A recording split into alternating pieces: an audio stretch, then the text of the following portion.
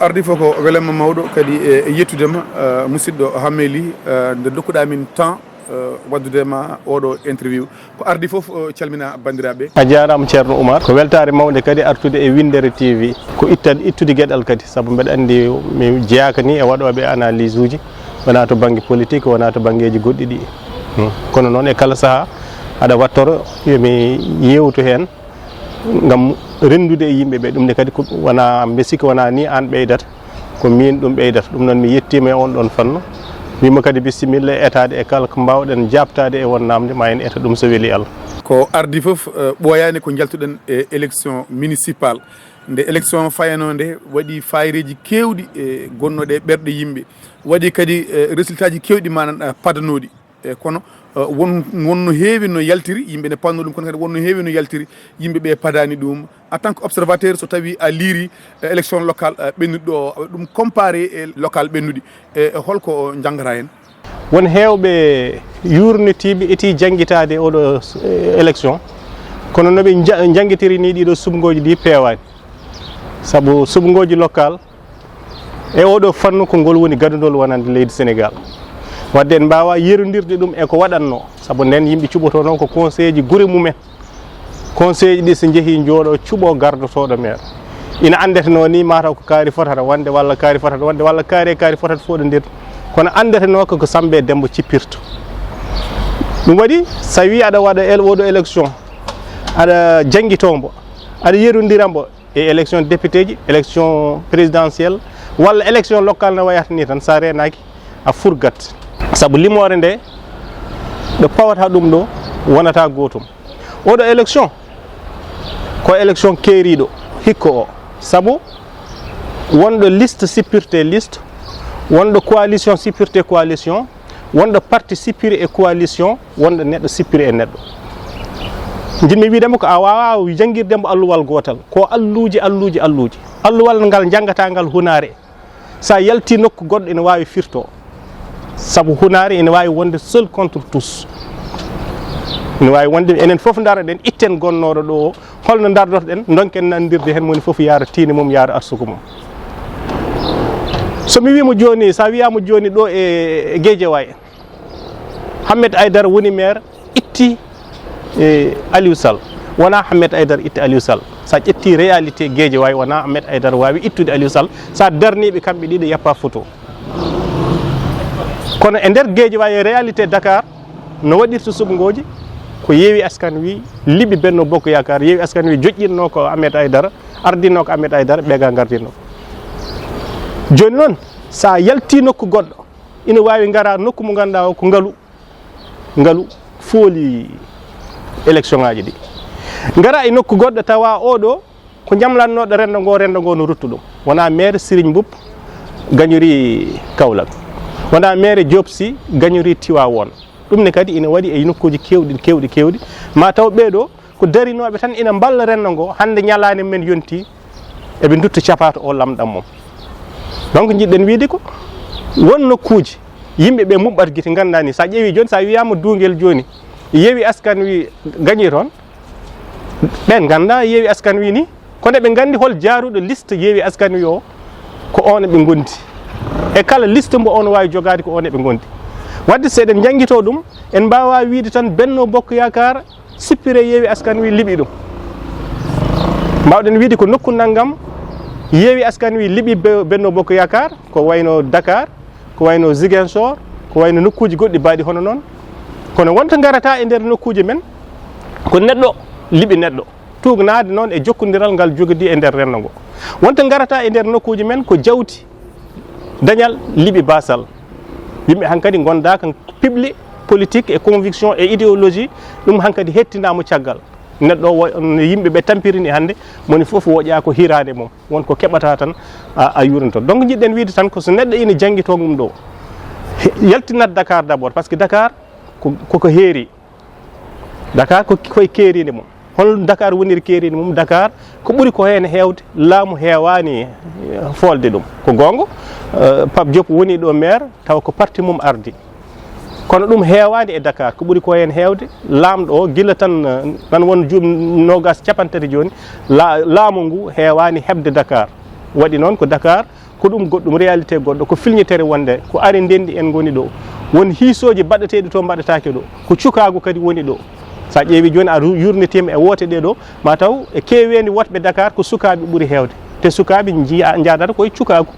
kañumen gonda ko hiisade holno ko wonno ɗo hanki holno wano gonɗo ɗo holko waɗi kañumen jiyata ko holno jogori wade janggo yiyoɓe holno jogori wade janggo noon ƴewata komo suwa wonde ƴewata gonɗo donc jiɗɗen wi tan en mbaɗi kuptidinde kala mbo ina yurnito ɗiɗo subgoji woto yurnito ɗum e alluwal gotal omo wi omo jangguiri ɗum leydi Sénégal foof yo andu kala commune e nder 50 commune aji gonɗi e nder leydi Sénégal kala commune ina jogui no jangguitirte a waɗa ɗum tumbetere mum mbaɗa banggue ƴetta tumbetere commune goɗɗo mbaɗa banggue no hewɓe mbirata so tawi tugnima e oɗo élection elle ko ƴiwonde woni koye siltude to banggue laamu wonande ma régime mana gonɗo holno jangguirɗa ɗum ɗonne kadi en mbawa ɗum jabde à 100% heddoto ɗon politique ko ɓeydade e ustade Yewwi Askan Wi opposition ɓeydima wonɓe pouvoir ustima politique ko ɓeydade e ustade kono joni so tawno en koddirno ɗum ɗo ko élection présidentielle Benno Bokk Yakar paasi premier tour sen koddirno ko ɗum élection député ji tugnade e limore nde ko daña ko million e temedde joyi ujunere innama aade wonande Benno Bokk Yakar ɓe dañi majorité absolue assemblée nationale sonno ko ɗum wonno kono noon wona ɗum kono noon tawde politique ko ustade walla ɓeydade Benno Bokk Yakar laamu ngu ustima kono noon kadi ya wonɓe lundo ngo ɓeydima joni noon ɗum jogori tooke tan koɗo faya ɗo ma wod fuɗɗiɓe hulde dosto to yeti kono kadi ma wod ɗum ɓeydi hirjinde darto kono ɗo joomu yeewido Askan Wi e Benno Bokk Yakar feeñani ɗo holko waɗi en wiide noon waɗi en wiide noon leydi Sénégal foof jogui ko 1,777 commune wonande tan Benno Bokk Yakar taw ni won woɗɓe ɓe ganduɗa ɓe ene gonde mabɓe kono jogui ko liste uji goɗɗi Benno Bokk Yakar ɓol o sa ƴetti ɗum dañi 1,468 commune e nder département ji 46 e nder leydi Sénégal Benno Bokk Yakar dañi 38 jeeɗiɗi ɗi Yewwi Askan Wi dañi wallu Askan Wi mbo PDS dañi commune goto donc so tawi a yerodiri ɗum to banggue limore yappa photo kono noon politique tawde ko ɗo ustade e ɓeydade woodi ɓeydiɓe woni opposition woodi ustiɓe woni pouvoir o joni noon hay hoorejo leydi ndi no waɗirni diagnostic no hiñori ɗum ni won hen ɗo wawi jaɓade kono noon kadi ɗum ko hiño tan yaltuɓe e walde ina yiiɗi deccinde troupaji mum na andi faya ko e walde wonde aɗa andi a wiyata boni gardiɗo walde so wi boni gardiɗo kono so wi boni so renaki kono fusat alay saago dañano maslirɗa yimɓeɓe ha mbawa wonde ɓodde wotere ko gonga ko haali ko ina woodi kono noon hiisete tan ko won ɓeydiɓe won ustiɓe hol ɓeydiɓe hol ustiɓe ko ɓeyda ko holko ɓeydi ɗum ko gonga kadi e goɗɗo mbo haali wonde kala toɓe perti ɗo wona nokkuji mabɓe ɗeɓe gañotono ko gonga Dakar wona nokkuji mabɓe kono wotoɓe jejjiten kadi Benno Bokk Yakar heptino Dakar hepti Dakar e législatif ɓennuɗo hepti Dakar e présidentiel ɓennuɗo donc so ruttima yani e nder oɗo élection locale hankkadi mbiyeten ko ɗum joomu saabu ɓe jeehi haaɓe kepti banggue pouvoir o ɓe gañima Dakar foof e nder présidentiel ɓe gañima Dakar foof e nder législatif battidiɗo 2017 o donc soɓe perti Dakar e 2022 e nder local uji ɗi firti ko ɗum ko perte Dakar saabu ɓe dañino ummetere hay soɓe kewani ɗo hebde maire gueɗel ɗimel ngel kadi wonirta perte tan ko a darni candidat ma sa darni candidat so dañani o perti par ce que politique ko dañde e wasde donc sa arni candidat ma hay bureau mum fiya ɗo wonno ɗo maire arrondissement fiya kadi maire Dakar foof ɗum ɗon hankkadi wonti goɗɗum Ziguinchor ko c'est la même chose kono ina jeeya kadi e caɗele majorité o tigui rigui investiture o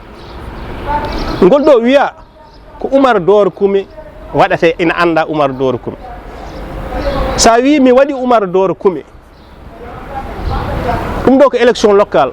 fotani ummorade dow sumgo ngo foti ummorade ko less beele ko primaire waɗate walla hol peeje waɗate ko yimɓeɓe gandi kono ko rendo ngo foti suɓade ko o wonata candidat amen kono so tawi a addi a wi yimɓeɓe ko o wonata candidat mon te ombo wonde mabɓe ɗo e duuɓi joyyi ɓe jii e nder duuɓi joyyi ɗo o waɗani ɗo haydara ko mbiɗa koɓe jiɗma ko an foof kamɓenne eɓe goƴa koye mabɓe saabu ɗum ɗo ko administration de proximité woni ko laamu ɓattigu laamu men direct min mbawa yiide makki min mbawi yiide ko maire ɗon ɗum tawde ko kanko laamoto amen direct somin dañi goƴaji amen gadani koye bakko min poti yaade a wawa wiide amen ko o te o woni ɗo duuɓi jeeɗiɗi min jiyani haydara ko waɗi ɗum noon kala kadi no wawno wadde ko caɗele so wi nokku fof mbo itta kaare mo ƴeewa hol ɓuuri ɗon watta foof ko caɗele wonata par ce que hankkadi ko local addi caɗele ɗe foof noon hankkadi ko andede ko Samba e Demba cippirta tawa tan andama Samba e Demba cippirta te kadi élection joni guila PDS ari ha e Macky Sall ko ari ko joni ɓesgu leydi Sénégal moni foof andi ndeke ne wawi wonde par ce que nden ene huleteno banggue jangde ene huleteno banggue gangalu ene huleteno banggue gandal joni yimɓeɓe gandi ndeke neɗɗo fof ndeke ne wawi wonde ɗum noon no moƴƴi par ce que moni fof ma tingu jeeyde ɗum e ɓiɓɓe leydi ndi ɗum waɗi tawde neɗɗo fof ne wawi wonde kala mbo pamɗinɗa kañum ne yitoto hoore mum daro wi ko min donc ɗum ɗo foof alay saago battoren ɗum e nder ɗiɗo sumgoji ɗi holko waɗi min wiide probléme investiture yelu joni sa ƴetti Ziguinchor candidat idéal Benno Bokk Yakar foti wonde ko Balde UCS ko kañum foti waddude toon peɗeli e guite e Ousmane Sonko te soɓe mballino Balde soɓe ɓurodiri ko seeɗa ɓe ɓurodirata walla Balde ɗum te kañum joni so ƴeewama ari ɗimmo caggal Ousmane Sonko kono noon wiide ina ubbito Wonaa Sambo en ɓe ganduɗa ɓe politique yeehi ha ɗesi punde politique yeehi ha ɗesi murdi ɗumen sa wi aɗa socca ɗumen ha laaɓa so renaki ɗum waɗat caɗele no fewi donc en mbawa wiide polgo waɗani tawde won ɓurɗo ɓeydiɗo walla won ustiɗo so tawi fayre e jogori wodde e législatif payaɗo to banggue maɗan a perte holɓe jogori wonande ko opposant walla ko pouvoir cikkuɗa gueɗe ɗiɗi goni ɗon opposition joguimo hoolare te réalité sumgoji ɗi gona gooti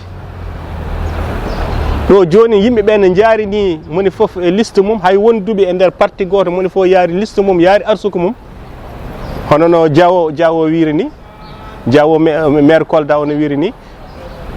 no wi président wi yo artu o wi min jaami ko banggam somi liɓama ittami direction impôt et domaine te on eɗen gandi jeeya ko ene laamu ngu kono noon kañum fii toon candidat Benno Bokk Yakar donc so tawi tan opposition hankidima ha waɗi offori sikki réalité o ko goto so renaki déception waɗat ɓe dañata acteur mabɓe taƴat saabu ɗo joni fayre wonɓe nder Benno Bokk Yakar nde jogui e nder ɗiɗo sumgoji ne yaltuɗen ina addana ɗumen wontude ɓodde wotere gueɗel ɗimmel nguel ko liste ko gonga ma wonɓe beltaki e liste national ma wonɓe beltaki e liste mo hooreji leydi ndi jogori wadde e banggue fannuji ɗi foof kono wayata no ɗum ɗo wayni par ce que ɗum to wona administration directe ma wonɓe beltaki saabu wonnoɓe ɗo ene anda hol sifa mumen so battama tan ma wood wiɓe minen ɗum ɗo yonani min henanaki min gondaki hen kono tolno mettere nde tolno kadi yaarude liste mum wonata gotum surtout to banggue caution e to banggueji foof jiidata sertat won hewɓe e oɗo saaha ko langguiɓe langgugol ngol te ma en taw sertata wona gotum ɗum ko so opposition yaari on banggue daña caɗele holto noon ɓe mbawi dañde ɓuuri kamɓe opposition ɓe mbawi dañde ɓuural ko ɗum ɗo ko jagguira polgo woodiɓe fuɗɗiɓe hulde e nder majorité o te so neɗɗo fuɗɗima hulde tan ina wawi hankkadi wone fewnude bagage walla ustude doole mum e nder ko wonno ko e dow mum donc ɓen ɗon hankkadi goni koye ƴewde so dañi musel guila joni no keƴiri nokku goɗɗo ɓen ɗon no mbawi ɓuccitade jaaha donc ɗum ɗon ni ina foti wattede hakkille wona ɓuural mabɓe kono noon kadi pouvoir wonɓeɓe pouvoir woni wonɓe laamu ngu kañumene koye men so jangguitima tan ɗum ɗo ko ɗum to e ɗum ɗo wona gotum ina mbawi ummitinde ɗamaw ɓesgol leydi ndi kono kadi wotoɓe ɓe kañumenne kala goto o kala nde sikkini kañumni heewi ko yaltude ɗo wonno ɗo so wotoɓe kadi puɗɗima sikkinde joni noon hankkadi il faut koɓe jogo hakkillantagal manggal to banggue politique ngal haɓe keptira dendagal ɓesgu wotoɓe mabɓe haɓe mbawa artude so ɗum ala élection législative garowo o mabɓe min kam e yiyande am majorité heddoto ko e laamu ngu kono wayata no wanoni wonta majorité absolue woni ɓeeto ko joguino ko jogade hakke temedere e nogas e joyi député mi sikkani soɓe mbawi dañde ɗum e nder élection ngaji garoji ma wod ko usti hen seeɗa ko usti ko noon kadi ɓeydorto ko to kono ɗum rokkata opposition majorité absolue kono noon holko ɗum wallata kadi ko ndewmi takkon gonɗen en jalti local en paye législative wallata kadi ko ina ɓeyda sembe mabɓe faade élection 2024 mon hammi Allah jarama a jarama a jarama seydi Koumé